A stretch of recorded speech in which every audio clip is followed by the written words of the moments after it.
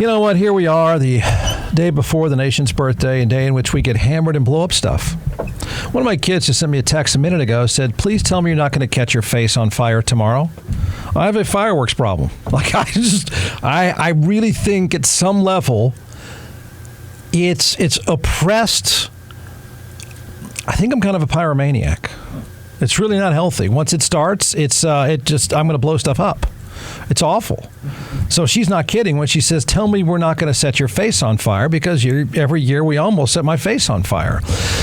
So given that this is the nation's birthday, here we are at this very patriotic time. Let's do a status update on America if we can right now, because, yeah, we're not good, okay?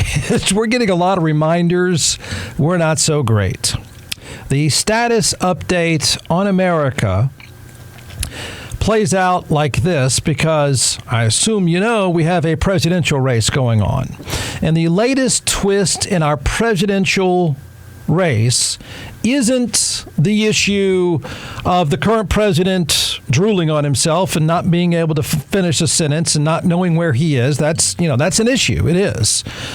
The issue of the day is the third-party candidate now explaining whether or not he barbecued and ate a dog. That's where we are, America. Like, every day you try to pretend that we're far more intellectual than we really are, and we're not. We're really this dumb. These things keep coming back to remind us. So on this day, we've got that.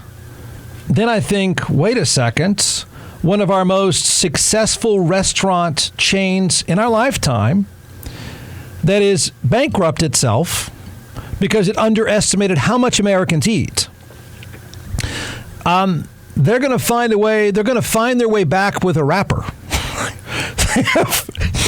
They've got the most bizarre strategy out of bankruptcy that I've heard in some time. So there we got that. We got the candidate maybe or maybe not eating dog. We got a restaurant chain being saved by a rapper. And then we've got an entire network decided just 2 nights ago to pay tribute to O.J. Simpson. How are we doing, America? You like that scorecard so far? Because that's just in 24 hours. I know what's going to happen. I know what's coming. Here comes the screaming sound. Jeff, don't talk politics. Here's the good news. I'm not.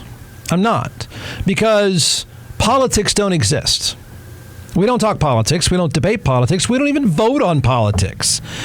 See, we don't debate stuff like, taxes, foreign war, school funding. Instead, what we do, and we try to act like it's politics, but it's not, we scream about culture wars and personality, so there are no politics to discuss. They don't exist. There's no debate. They're not even on the table. That's years ago. If you mention taxes now, somebody in the race would call you boring, and everyone would make fun of you.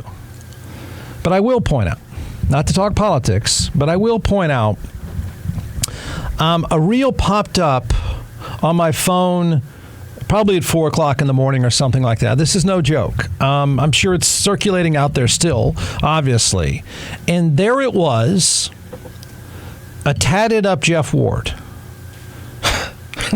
I just wanted to say that today. I'm the only person in the United States that does not have a tattoo. But there was a tatted up Jeff Ward almost 3 years ago. Okay, this is almost 3 years ago. I believe it's almost exactly 3 years ago. Maybe that's why it popped up. And in a 30-second clip, on this 30-second clip, there was instead of a blue wall behind me, it was a red wall. But I was tatted up, of course. And in this 30-second clip, I said this exactly.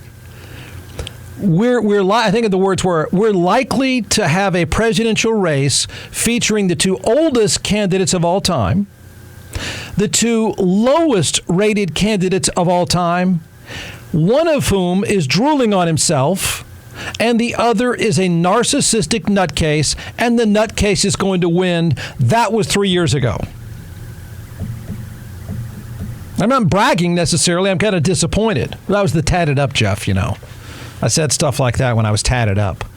Those are the exact words. So that's what tatted up Jeff Ward said. Now, what the tatted up Jeff Ward didn't see, what I didn't see coming, I knew we were going to be pathetic. I knew I've been in this business long enough to know how dumb we're getting. I knew the presidential race would look like it does now, except one thing.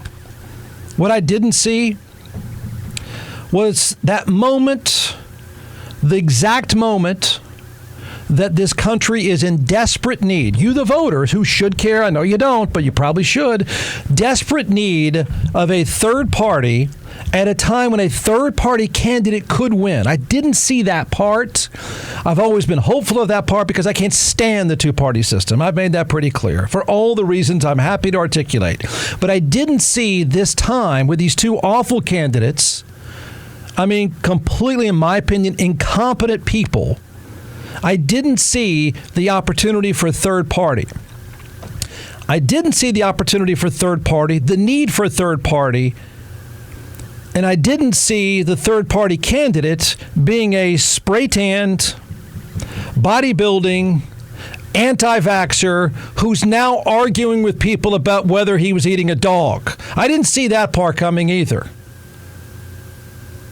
But that's where we are. Here we are the day before our nation's birthday. Just add all that up if you don't mind. He's hard to listen to. I don't want to pick on him in that respect, but the point is, this is where we are. At the level that I couldn't see, I could see Drooling Joe. I could see Napoleon of Fifth Avenue. I could see those two. This dude and his opportunity I could not see, and I certainly didn't foresee the conversation about eating dogs. You know, Vanity Fair gave them a dumpster to put all this stuff in. You can tell, you know, the quality of that research from the fact that they said that they did this story that I ate a dog, and they have a picture of me supposedly eating a dog. And of course, it's not a dog. And they said I was eating a dog in Korea, and that they had checked with experts, metadata experts, and identified it as Korea, and checked with veterinarians who validated that it was a dog, and it's a goat, and it's in Patagonia, and it's a river trip that I used to do on a big whitewater river called the Fulefu every year. And it's a big, kayaking trip. Okay, thank you. Spray tan, bodybuilding, anti-vaxxer who now says he wasn't eating a dog. By the way, how does it feel to be a part of misinformation there, Mr. Anti-vaxxer? Either way, that's where we are on the 4th of July. And don't say politics. It's not. It's not at all. So, Jeff, if you're going to go on this rant, what's the solution? I actually have one. 4 parts, easy. Well, the solution is simple. It won't happen. The solution is right in front of us. It's difficult. But the solution, of course, is we live in a time of the most monopolized industry in this country. Far more than banking, far more than pharmaceuticals, far more than telecommunications. And you can scream and yell, and I'm not going to disagree that, oh my gosh, those are monopolized industries. Nothing is more monopolized than our political system. Nothing. Nothing. Not even close. It's created the political system we live in today that we've allowed to have happen. We've allowed to have it happen. It is the greatest barriers to entry of any industry that exists. And honestly, we would all, if we were in the same industry, if I were in the industry of politics, I'm rabid, but if I were in the industry of politics, if you were in the industry of politics, you'd do the same thing because you're going to make sure you increase your net worth by 30% or more. So people, we would all do the same thing. We would protect ourselves and keep the job. But if there was, just was, hypothetical here, if there was initiative for change, there's not. But if there was, here are 4 things. 4 things do it very quickly. Actually, 1 or 2 of these things would fix it very quickly. If there was really an appetite for change, there's not. But if there really was, you could have all 4, you could have 1 of the 4, and it still probably changes. 1, you would have ranked choice voting. Look it up. Look it up. Tell me you think that wouldn't be a good idea right now. 1 is ranked choice voting. Number 2 is term limits for all elected offices, all of them, all the time, every one of them. I know it won't happen. I know. I'm just saying it would all be fixed. It's not that complicated. 2 would be term limits. 3 would be no primaries. None. And 4, sorry, old people, easier and accessible online voting. They don't want it, of course, because they want your grandmother to vote.